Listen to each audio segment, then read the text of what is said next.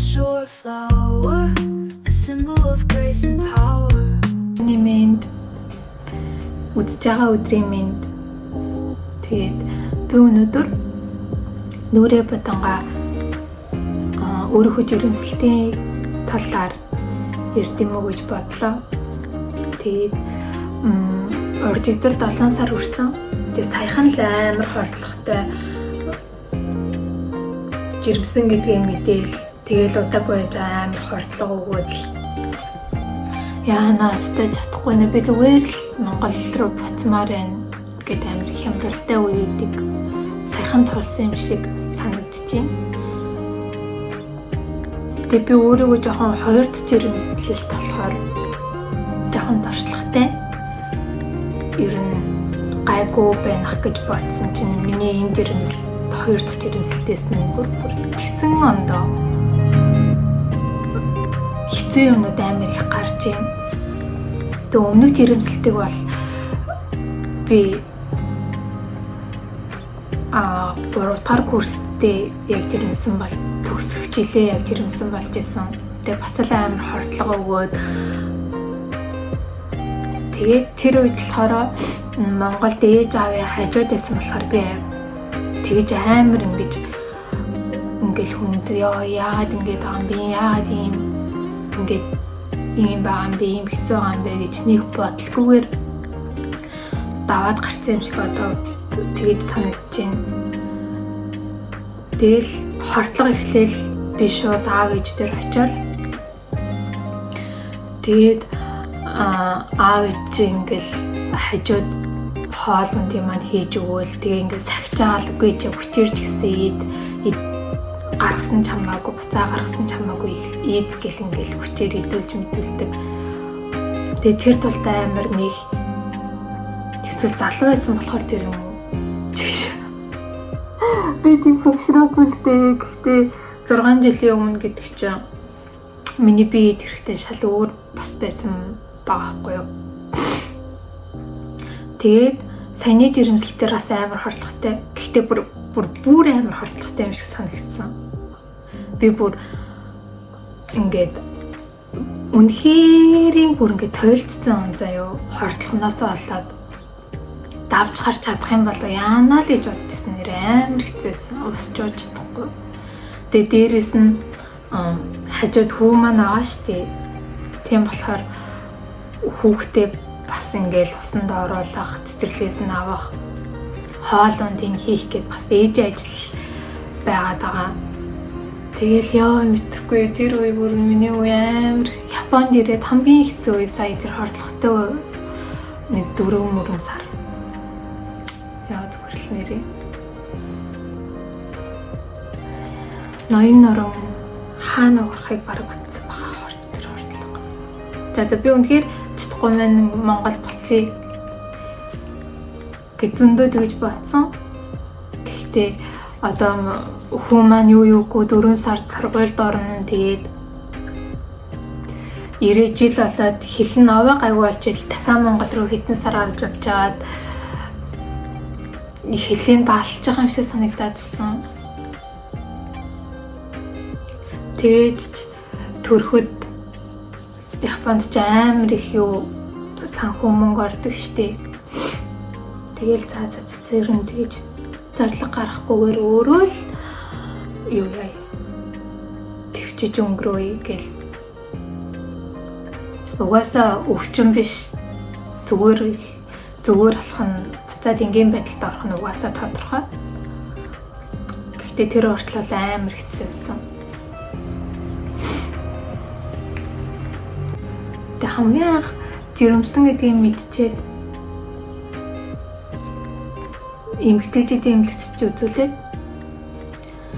тэгсэн чинь тэр эмэгтэйчүүдийн эмнэлэг надаа ер нь эртнээс ингээд төрөх эмнэлгээ сонгоод тэрэндээ эртнээс хяналтандаа ороо явж ивэл ер нь ингээ амар шүү гэж хэлсэн байхгүй юу. Тэгэл би шууд эмэгтэйчүүдийн эмнэлэг нэг хайж байгаагүй судлаачгүй зөвөр гэртээ ойр эмнэлэг байвал амар гэж Япон эмэгтэй хүмүүс сонсоод тэгэл зүгээр гэртээ ойрхон нэг хувийн эмнэлэг төрүүлдэг тийм хувийн эмнэлэг олоод очсон. Тэгэл очиод гэрээгээ игээл тэндээ 5 сар хүртлээр хяналтанд явж агаад тэгсэн чинь миний энэ хувийн эмнэлэг жоохон төрүүлэхэд үнэтэй байсан.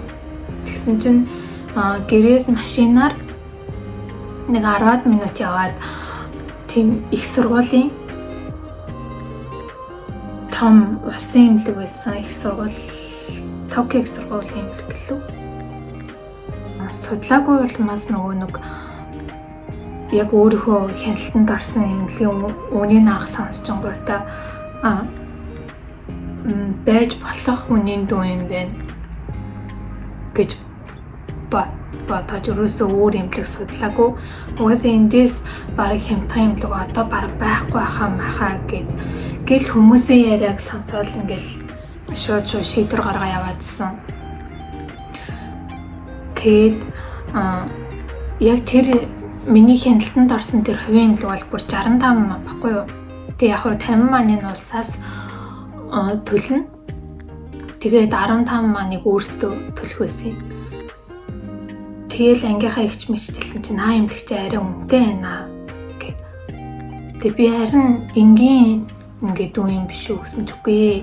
Ингээд яг 50 маанда багтдаг эмнэлэг байдгаа. Сайн хайвал байд юм аа. Бүр 50 манаас багч байдаг гэд. Тэгж хэлсэн аахгүй юу. Тэгээд хайж ажгаад тэр их сургуулийн эмнэлгээ болоод тэгээд ер нь их сургуулийн эмнэлэг болохоор амар тийм том.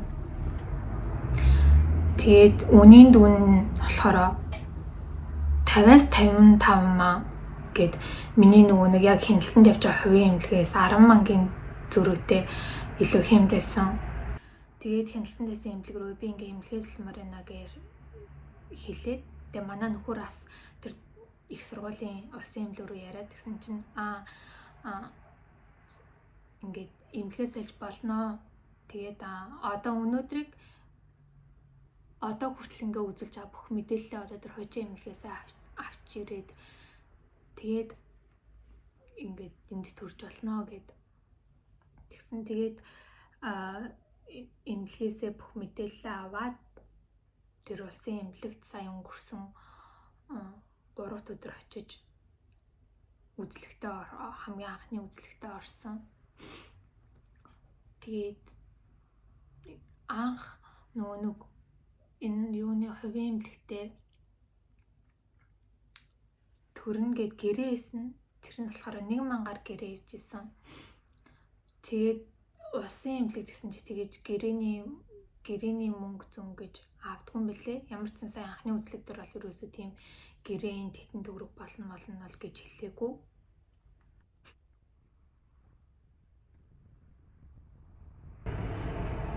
Тэгтээ тэр хувийн эмнэлгийн орчин нь бол үнэхээр гоё байсан. Тэгээд гэрээ ээж ахта надаас төрөх үеэгээр бараг ингээд хай май сонгуулад исэн. Сонс хай тэгээ үнэрдэх тийм үнэр асуугаад исэн. Тэгээ мэдээж одоо энэ улсын эмнэлэгтэй юм байхгүй. Тэгээ надаас улсын эмнэлэг үзлэгт орчоод яаж хаад ингээд их сургуулийн эмнэлэг болохоор дадлахын оюутнууд байдгаа. Тэгээ төрөх үеэр тэр оюутнуудыг оруулж болох уу гэж зөвшөөрөл авч илээ. Тэгээ зөвшөөрөхгүй эмэгтэй хүмүүс ер нь ихэнх эмэгтэйчүүд зөвшөөрдгөө гэсэн. Тэгээ би зөвшөөрөөгүй. Угаасаа яаж чадсан төрөхгүй тэгээ байжаад өөр хүмүүс оруулаад өөр хүмүүс яаж төрнө гэхэр амир эвгүй санагтаадсан. Тэгээ дээрэс нь бас шинжилгээ авахгүй бол нөгөө цус мус авдаг штеп. Тэгээ тэндээс ингээ жоохон мохон ингээ цус үлдэнгүүд үлдэж болдог гинэ тийм тохиолдол байдаг. Тэр цусыг тэгээд одоо донорын зорилгоор юм ашиглаж болох уу гэдэг амар зөвшөөрөл авд юм билээ. Тэгээд сэтгэл санааны сэтгэл зүйн хувьд гэх юм бол би өмнөх төрөл жирэмслэлтээс бодвол амар тайван байгаа, хямралт багтай гэх юм уу, сэтгэлээр унах маань баг гэх юм уу. Тэг өмнөдөр угаасаа аргагүй тэг оюутан байсан. Тэгэл ойр хаваар төрцөн тийм хүүхдтэй найзууд байгаагүй. Тэг манай ганцхан найз л хүүхдтэйсэн. Тэгээ бус нь бүгд ингээд л ганц би яхан ганц би тэгэл ингээл оюутан хүмүүссэн болохоор яг тэр үед ингээл юмнаас амар хоцрогдоо зүгээр л амар хямардаг бай. Хямарч ингэж хүлээж авдаг гэсэн яг. Гэхдээ би эд хэрэгтний хувьд бол ямар нэгэн тийм хордлогоноос өөр зовир мовиргүй байжгаад тэгэл төрж исэн. Тэгсэн чинь одоо болохоор эцэг санааны хувьд тайван байгаа мөртлөө амар ихийн тэнд ингээл ходоод өвдөх, тэгэл эмэгтэйчүүдийн асуудал толгой амар өвдөх, нойроо дэлэхгүй, бие сулдаал ингээл ядарч мадраад тийм байгаад байгаа. Тэг нэг хямрахаараа бол амар хямрна. Хинтээ ч юу ч ярмааргүй болтлоо. Сэтгэлээр унж бас хямарна. Тэг би анхнаасаа Японд ирэхдээ өөрийнхөө тархинд за би очиод угаасаа очиод амар хамгийн бүр ингээ хэцүүгээр амьдрна. Тэгээ очиод ажилтай л байхгүй бол ер нь хүний нутагт хэцүү байна гэл ер нь тэгж тийм бодолтой ирсэн болохоор ирээд нэг 4-5 сар болоод шууд ажилд ороод тэгээ тэрнээс ш ингээл саяны жирэмсэн хүртлээ ингээл ажиллаад сургуульд сураал амар завгүй өдөр хоногийн өнгөрөөдөг байсан. Тэгээ одоо ингээ гэртээ суучаар бас эвгүй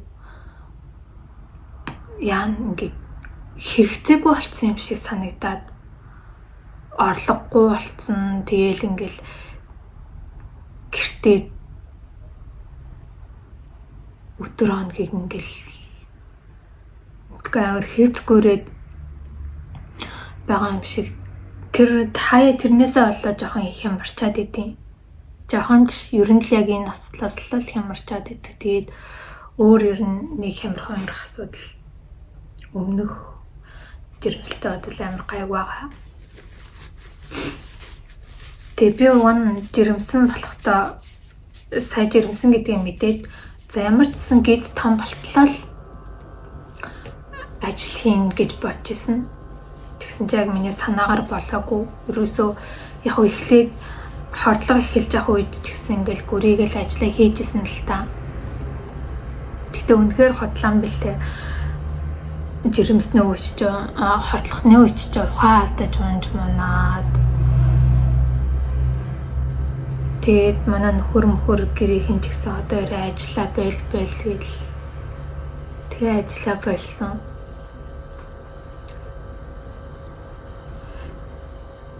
Тэгээ яг нэг юу ажилласан болохоор мейкапаар сурч исэн болохоор одоо ингээ гэртээ сууж авах хугацаанд тэр сурсан мейкапа бүр ингээ гартаа оруулаад тэгээ төрөөд хүүхд мөхтэй ингээ бор мор болонд оруулчаад мейкапаараа шууд ажиллана гэж бодоод тэгэж бодож байгаа болохоор ер нь бол гэртээ ингээ зүгээр ингээл яастаа би гэртээ суучлаа гэх бас хямраад байхгүйгээр янз бүрийн бодол туршиж үзээд тэгээ боломжтой найз нөхдөө гэртээ дуудаад нүүрийн дуудаад жоохон гартаа оруулаад туршлагажгаад гэртээ суужээ гэж бодож байгаа. Тэгээ энэ том басных ч юм уу ямар ч сан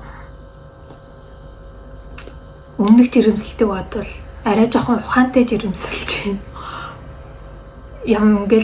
Ямар нэгэн асуудал гарангууд амар ингэж эргцүүлж бодож үзэж мүзээ. Тэгээ өөрийгөө ингээ хямраад ингээд янз бүр болохоор ингээд өөртөө амар яриад гэх юм уу. Тэгэл өмнөхдөр олоо өстө ганцаараа дэлхий дээр ганцаараа жирэмсэн болсон юм шиг амар хямарч хүлээж аваад тэгэл хажуудгаад зовоогоол нэг л их хямралтай л хүн байсан.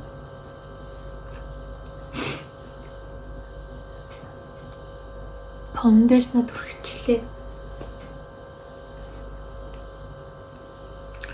The highlighter.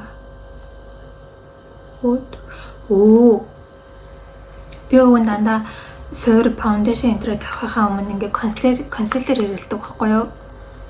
Нэгэ хэрэглээгүй ш. Тэгээд амар өөдөө харагдаад байгаа юм шүү дээ.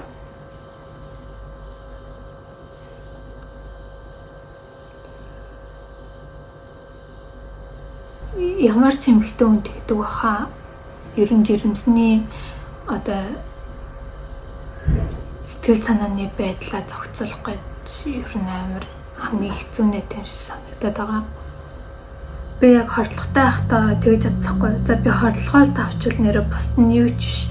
Тэгээд хордлогыг л ингээд амар хурдан даваад дуусгачмаар байна гэд тэгж боддог байсан. Тэгээ хордлого дуусаад гайгүй болсон чинь ингээд жоохон юмд амар санаа зовомдохой болоод хүн тэгээ өөрөө өөртөө л ингээл стресс өөртөө л зовлон цаашаа юм би зүгээр ингээд сэтгэл санааны хэцүү байдлаа өөрөө л үүсгэх юм да. Янз бүрийн бодвол өөрт хамааралгүй юм төртөл ингээд санаа зовол жирэмслэл дээр би ерөөсөө ингээл яг биед маань ямар өөрчлөлт гарч байгааг нэг анзаардаггүй байсан юм шиг байна. Тэгээ одоо л яг ингээд биендээ гарч байгаа өөрчлөлт тиймнүүдийг амар анзаарч эхэлж байна. Тэгэл анзаараад ёо юм битүү нэр ямар амар агуу юм бэ л гэж бодоод байгаа.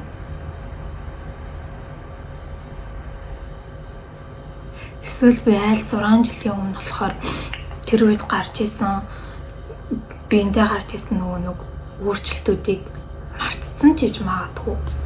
Гэхдээ одооны жирэмслэлт шиг ийм амар хэцүү ингээд үгүй хэцүү биш ийм завир ихтэй бол байгаагүй гэдгээ л мэдчихэв.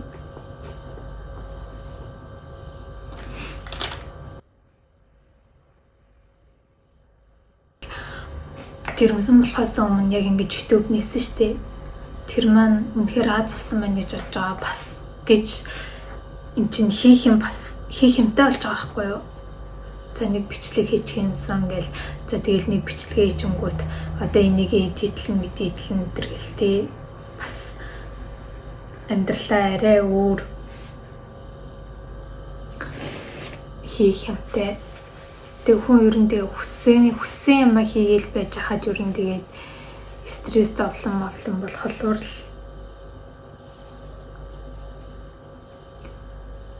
би тийм байна.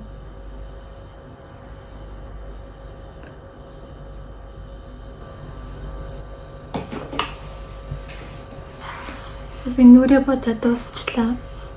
Тэгээд нүрээ бодангаа юм ярих амар хэцүү байт юм байна. Би ингээд нүрээ бодох үедээ яг ингээд төвлөрөөд шууд ингээд тарих юуч бодохоо болчдөг болохоор яг нүрээ бодангаа юм ярина гэдэг бол амар хэцүү юм байна. Тэгээд одоо цаг эрт байгаа байхгүй юу? Тэгээд гадаас дэжгүй айгу нартай дулаахан харагдаад байна. Тэгээд жоохон coin цуугаа яриагаа үргэлжлүүлээ влогоо дуусгая гэж бодож байна. Тэгээд одоо хуцаас л татах юм. Өнөөдөр гадаа амар гоё байна дулаахан. Өчигдөр бүр амар хөдөн байсан бохгүй юу? Тэгээ сая комбини ороод кофе аваад тэгээд бичээ аваад одоо coin руу алхаж байна. Японд ингээ өгвөл болохоор гэр дотор амар хөтөн. Энэ юу болц? гэр дотор амар хүйтэй. Тэг гадаа баг илүү дулаахан байгаад идэг зарим өдрүүдэд. Өнөөдөр баг тийм өдөр байна. Гэртээ дараацсахгүй.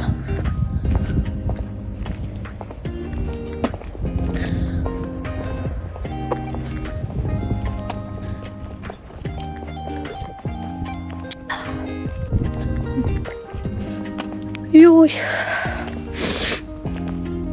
би одоо нэг уг нь 7 сартай гэхэд гиз маань нэг том биш байхгүй юу?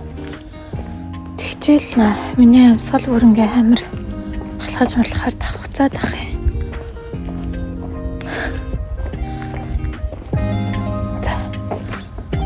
Суугаад гэх. Ингээд харахад ерөөсөө өвөл болсон шинжгүй агаад модон ногоонороо энэ манай гэрийн хажууд л байдаг юм баггүй юу?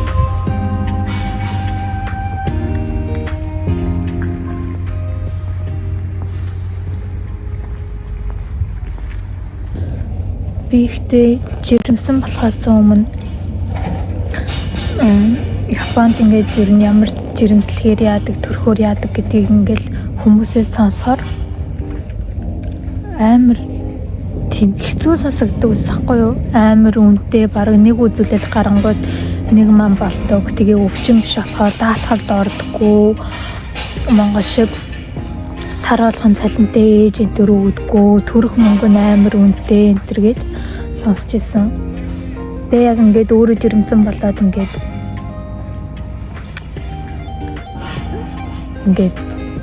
мэдэрсэн чинь бас тийм амар хатуу хүнд хэцүү юм бол байхгүй. Яг Монгол шиг сар болгон одоо нөө жирэмсэн ээжүүдийн мөнгө зүүн гэж өгдөггүй. Гэхдээ яг үндсэн ажилтан өөрөө даатгал төлдөг хүн бол нөө декретний мөнгө зүүн гэж авдаг байх. Би болохоор нөхрийнхөө эзэнд болохоор ямар нэгэн даатгал төлдөггүй. Миний даатгал одоо татварыг манай нөхрийн цалин дээрээс шууд авдаг болохоор тэгээ тийм байхгүй. Гэхдээ төрхөөс өмнө нэг удаа 5 маа өгдөг. Төрсний дараа дахиад 5 маа гэд нийт 10 маа өгд юм билээ. Төрхөд болохоор 50 маа өгдөг гэсэн. Тэр 50 маа болохоор зүгээр эмнэлгийн төлбөртэй явждаг. Тэгээд эхний яг бүр анх хяналтанд ороод тэгээ дүүрэн мөрөг бүртгүүлэхээс өмнөх үзлэг жоохон үнэтэй болж исэн. Тэгээ дүүрэг дээр очиж бүртгүүлэнгүү дүүргээс аюу их юм өгд юм билээ. Тэнгүүд одоо гидсэн дагаа хүүхэд чинь шууд ингээд даатгалд хамруулцдаг. Тэгээд жирэмсний шинжилгээнүүд бүгд ингээ хөнгөлөгддөг. Эмнэлэгтэй яхаа бүгд ингээл хөнгөлөгдөөд тийм яг Монгол мөнгөөр утгамл Монгол мөнгөтэй адилхан болдог. Тэгээд ханаад манад түрэхээр би бол даатгалаар эмээ үнэгүй авсан. Тэгээд би амар захнаа унтаж чадахгүй байсахгүй юу? Тэгээд тос өгсөн тэр тосаас үнэгүй байсан. Ер нь бол яг жирэмсний явц тэрсэн миний эмнүүд даатгалаар дандаа үнэгүй байгаад байсан. Тэгээд ингэж бодсон. Би бас жирэмсэн болчоод ингээл Японд төрсөн ээжүүд гэл YouTube-ээс хайгаал влогуудыг үзсэн. Тэнгүүд ээж болох ингээл яг л өөрийнхөө үзсэн юмнуудыг ингээл ярьж байгаа штэ. Тэгээд дүүргээсээ хамаарад ингээд одоо тухайн тэр дүүрэг тэр жирэмсэн ээж ямар хөнгөлт үзүүлж чинь дүүргээсээ хамаарад ер нь шал өөр байсан. Тийм болохоор ер нь жирэмсэн болчоод хамгийн ихэд ер нь эмнэлэгт үзүүлчихэд тэгээд ер нь дүүрэг дээр л хатсан илүү амар юм бэлээ. Дүүрэг бол бүх мэдээллийг өгчин. Тэгээд яах ёстой бүгдийг хэлээд өгчдөг болохоор яг дүүрэг дээрээ очисон илүү хурдан одоо мэдээлэл олж авч чадах юм шиг санагдсан. Тэгээд хордлон мордлохтой үед нэг асрагч авч болно гэжсэн. Цагийн 400 yen гэжсэн. Тэгээд асрагч аваад хоол ундаа хийлгүүлээд гэр орны зөвлөө хүүхэд мөхтэй харуулах ч юм уу тийм юм дүүргээс авч болно гэжсэн. Тэгээд би бол аваагүй. Тэгээд төрсний дараагаас авч болно гэсэн. Төрсний дараа ээж ирчих болохоор бас тэр нэг хэрэгцээгүй юм шиг санагдсан. Тэгээд бас амар нэг гоё юм гэвэл жирэмсний хугацаанд ашигласан одоо таксид суугаад явна штэ. Такси ашиглалаа гэхэд тэр таксиныхаа одоо шид юунуудыг баримтуудыг хадгалаад тэгээд дүүрэг дээр очиод тэр мөнгөө таксидсан мөнгөө бас буцааж авч болно гэж манай дүүрэг хэлсэн. Бас дүүрэг яадыг сайн мэдэхгүй байна. Тэгээд энэ мэтчлэн уг нь яг жирэмсэж хэрэгтэй яг чухал юм бэ амар өгдөг юм шиг санагдсан Япон.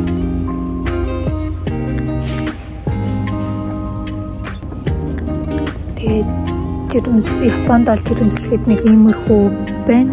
Тэгээд би бас арай төрөөгүй байгаа болохоор эндээс цаашаа төрөн төртлөө бас л мэдгүй бас юм гэдэг юм уу ямар гоё юм бэ гэсэн юмнууд бас гарч ирэх л байх. Тэгээд одоо ямар ч сан төртлөө өөрийнхөө биеинд амар анхаарч бол төрсний дараа бас арай гайгүй хөнгөн тусан болов гэж бодож байгаа. Тэгэл хамгийн чухал нь бол сэтгэл зүйн юм байна. Тэгээ надаас одоо ажил хийж байгаа юу, ажил хийхгүй байгаа юу өнтер гэж асуудаг хүмүүс надаас битгий тэгэж асуугаарай. Тэгэж асуух хэвээр хэцүү байдаг шүү. Яг одоо гэл ажилгүй сууж байгаа маань л бороотой юм шиг санагдаад байгаа болохоор хүн тэгээ дахиад тэгээ асуучаар бүр амар муухай байдаг. Тэнгүүд надаас амар олон хүмүүс тэгжсэн. Тэ ахтээ олон доо. За өнөөдрийн миний бичлэг баг ингээд энэ түрээд боллаа. Тэгээ яг ингээд бичлэг эхлүүлэх явцсан амар хэцүү юм аа. Тэгээ ингээд яг ингээд хийгээл яриад хахаар ингээд айгуу гоё тасаад найзтайгаа ярьж байгаа юм шиг болчих тийм ээ. Тэгээ би одоохондоо бичлэг хийж байгаа найз нөхөд гэрээхэндээ хэлээгүй л байгаа. Зориг орохороо хэлэндээ